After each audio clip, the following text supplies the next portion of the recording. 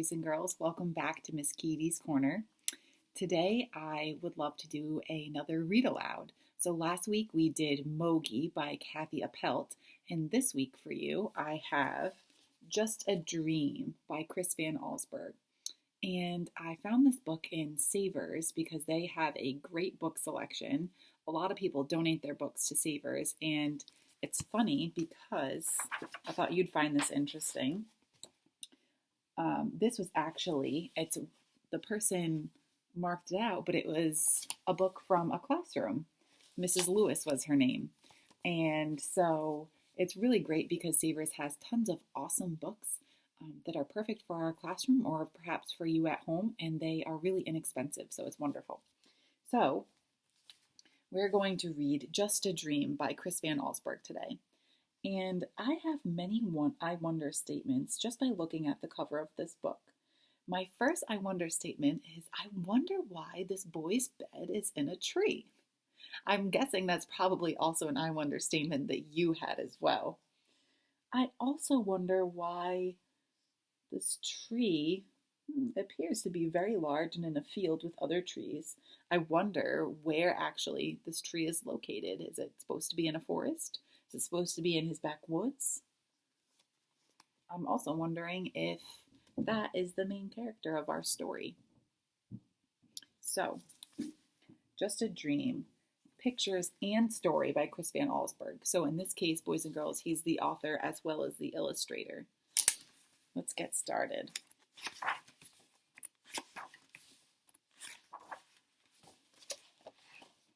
Position so I can show you the book better. As usual, Walter stopped at the bakery on his way home from school. He bought one large jelly-filled donut.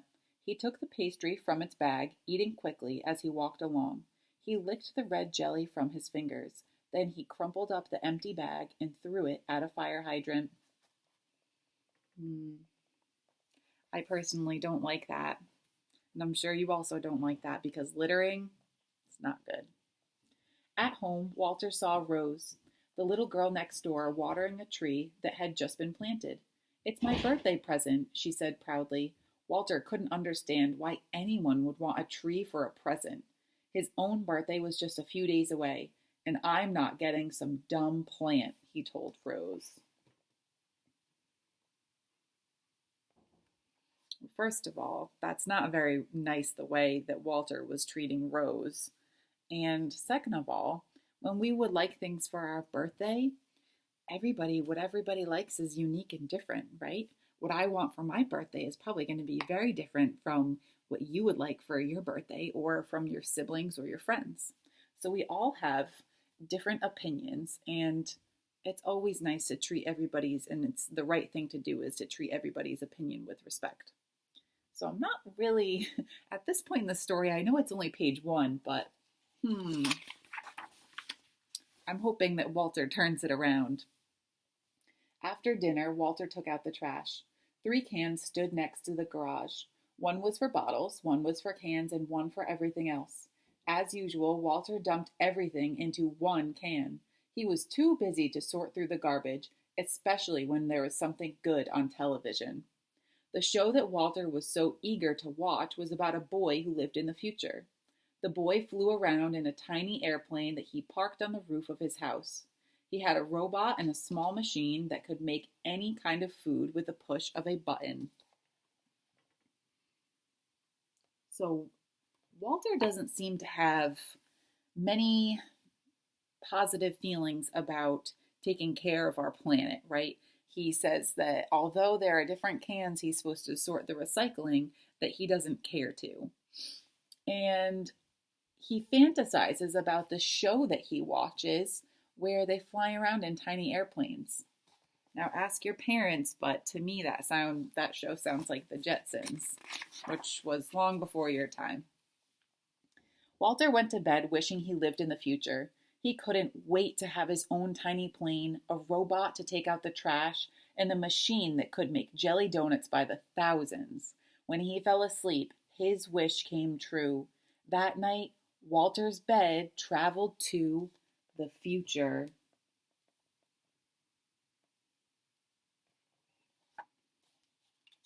Let's see. Oh, no. Where did his bed end up?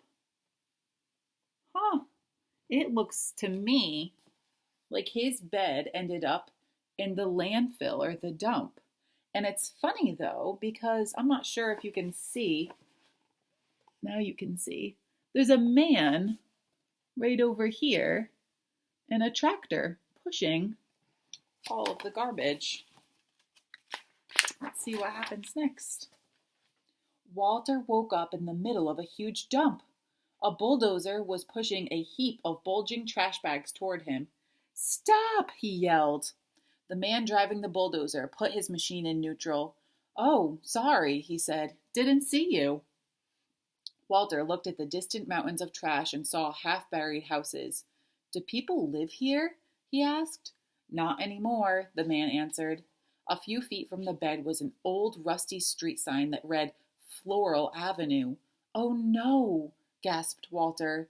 He lived on Floral Avenue. The driver revved up his bulldozer. Well, he shouted, back to work. Walter pulled the covers over his head. This can't be the future, he thought. I'm sure it's just a dream. He went back to sleep. But not for long. It looks like what the author's doing is he's putting a preview or a hint about what's going to be on the next page on every other page. So I'm interested to see. Make a prediction in your head, or you can say it out loud, where you think Walter's bed is going to end up next. First, he was at a dump. I hope it goes up from here. Oh boy. So it looks as though Walter's bed ended up in a tree, which look at that. I'm sure many of you are thinking that that was the front cover. But you can see the two men down below, and they have a saw. I'm worried for Walter. I hope that they don't chop down that tree. Walter peered over the edge of his bed, which was caught in the branches of a tall tree. Down below, he could see two men carrying a large saw. Hello, Walter yelled out. Hello to you, they shouted back. You aren't going to cut down this tree, are you? Walter asked. But the woodcutters didn't answer. They took off their jackets, rolled up their sleeves, and got to work. Back and forth they pushed the saw, slicing through the trunk of Walter's tree. You must need this tree for something important, Walter called down. Oh, yes, they said. Very important. Then Walter noticed lettering on the woodcutters' jackets. He could just make out the words, Quality Toothpick Company. Walter sighed and slid back under the blankets. Until... what do we think? It looks like his bed is in a cloud of fog, or maybe that's smoke. Oh no. Where did his bed end up? Those look like those tall smokestacks. I don't know. It seems to me like Walter is seeing what maybe the future would look like. Walter couldn't stop coughing. His bed was balanced on the rim of a giant smokestack. The air was filled with smoke that burned his throat and made his eyes itch.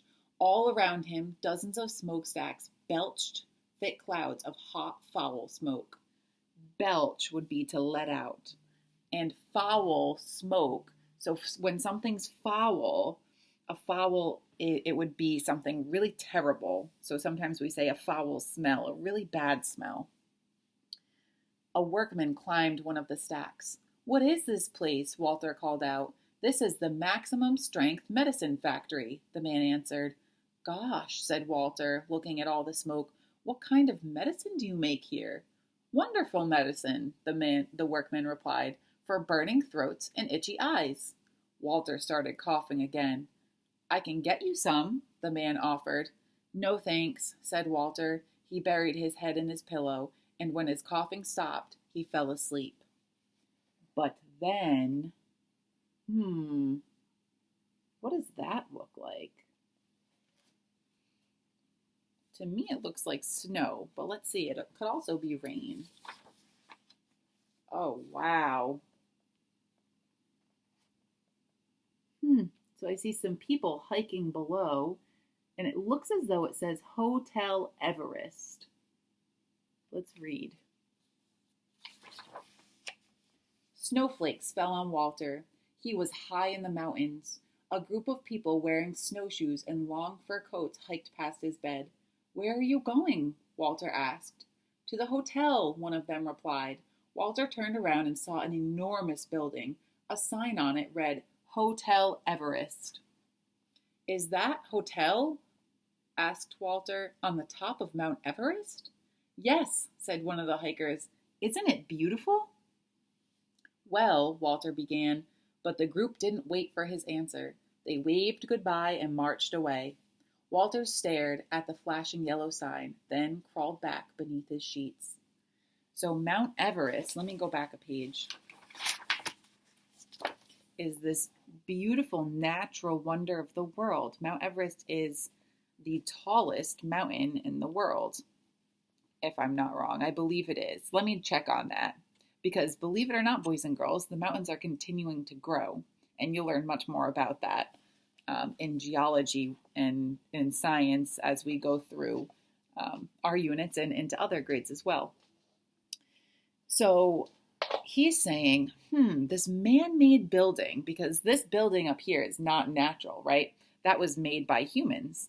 He's saying it's not all that beautiful to me because the mountains themselves are beautiful.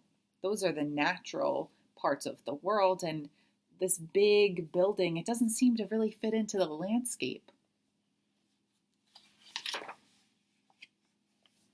So this was the page we were on, and this is the picture of the preview. What does it look like Walter's bed is in?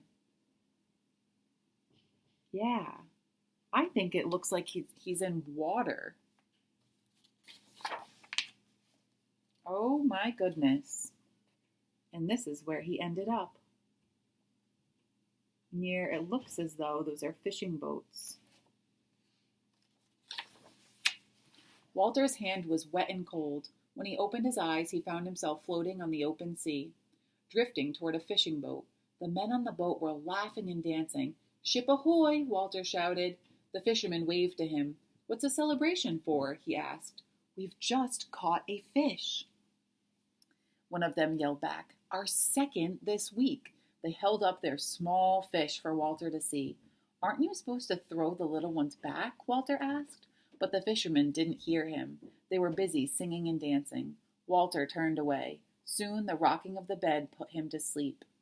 But only for a moment.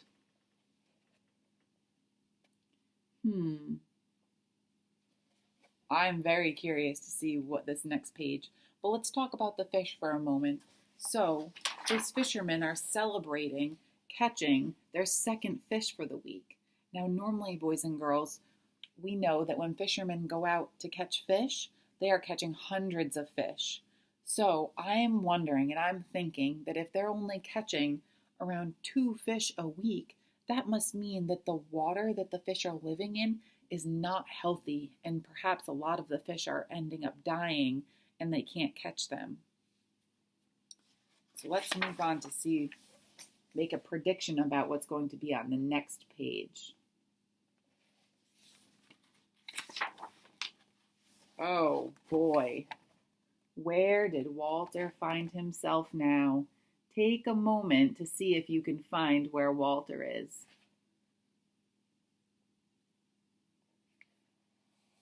Right here. His bed is in the middle of one of the highways. And look at this intricate highway. Look at all the ups and downs and curves.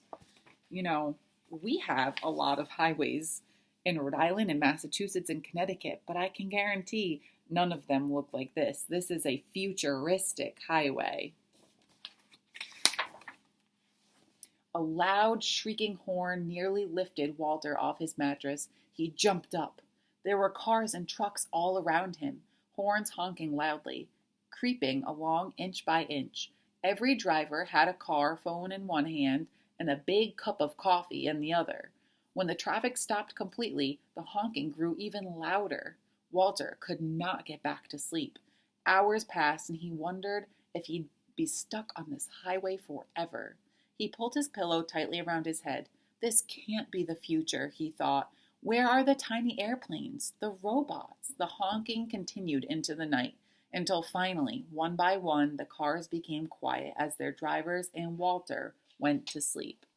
But his bed traveled on. Where are we thinking that his bed is traveling to? Perhaps a horse stable?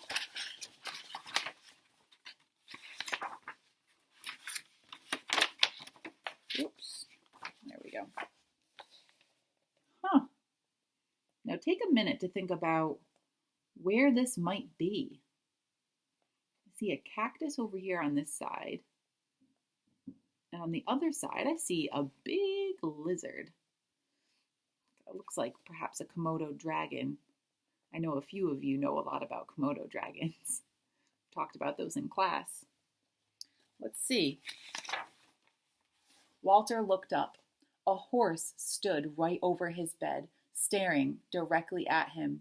In the saddle was a woman wearing cowboy clothes. "My horse likes you," she said. "Good," Walter replied, who wondered where he'd end up this time. All he could see was a dull yellow haze. "Son," the woman told him, spreading her arms in front of her, "this is the mighty Grand Canyon." Walter gazed into the foggy distance. "Of course," she went on, "with all this smog, nobody's gotten a good look at it for years." The woman offered to sell Walter some postcards that showed the canyon in the old days. "They're real pretty," she said, but he couldn't look. "It's just a dream," he told himself. "I know I'll wake up soon, back in my room." So boys and girls, if you've ever been to the Grand Canyon or seen pictures of the Grand Canyon, we know that it certainly does not look as foggy and hazy as this. It's really clear. You can see all of the ridges of the mountains in the distance and of the canyon in the distance, right? And the canyon is picture like a valley, like a big bowl almost, that you can look around and see ridges of the rock line. And it's beautiful. It's absolutely beautiful. But here in his dream in the future, you can't see any of those because it's so foggy with all the pollution. So let's see. "I know I'll wake up soon, back in my room." But he didn't.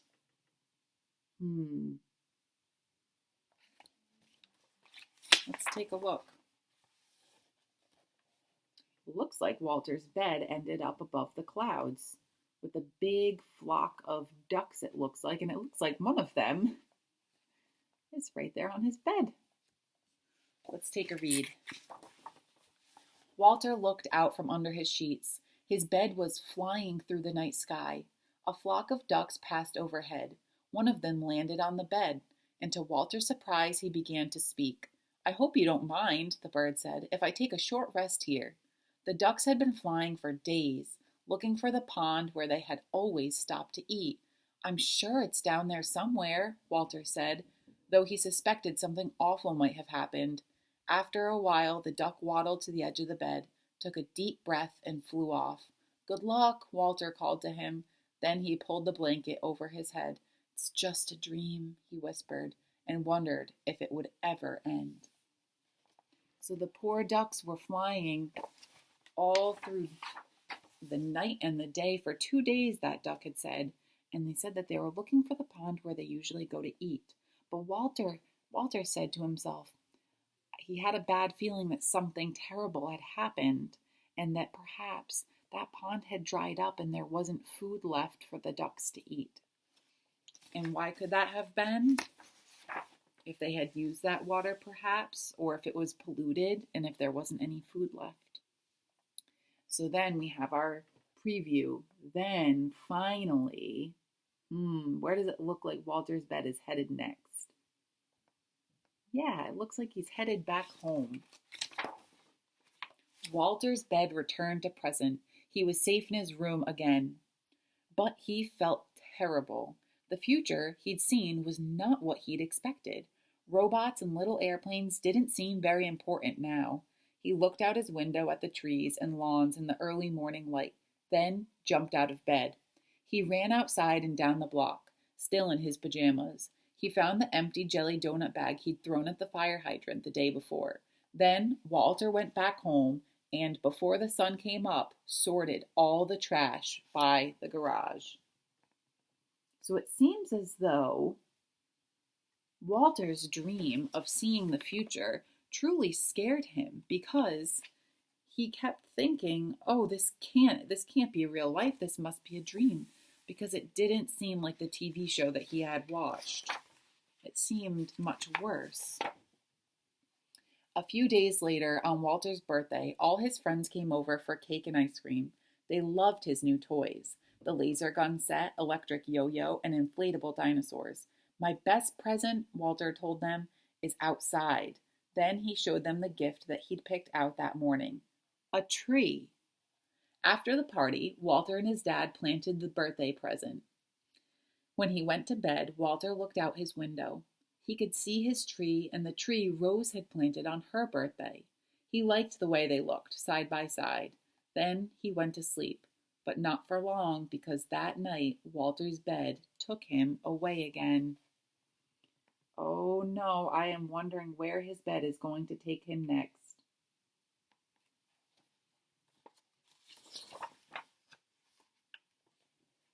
Interesting. So it looks like his bed is between two really big trees. I'm wondering if those trees might be the same trees that Rose and Walter planted on their birthdays. But that would mean that a lot of time would have to pass, because we know it takes a lot of years for trees to grow. Let's see. When Walter woke up, his bed was standing in the shade of two tall trees. The sky was blue. Laundry hanging from a clothesline flapped in a breeze. A man pushed an old motorless lawnmower. This isn't the future, Walter thought. It's the past. Good morning, the man said. You found a nice place to sleep. Yes, I have, Walter agreed.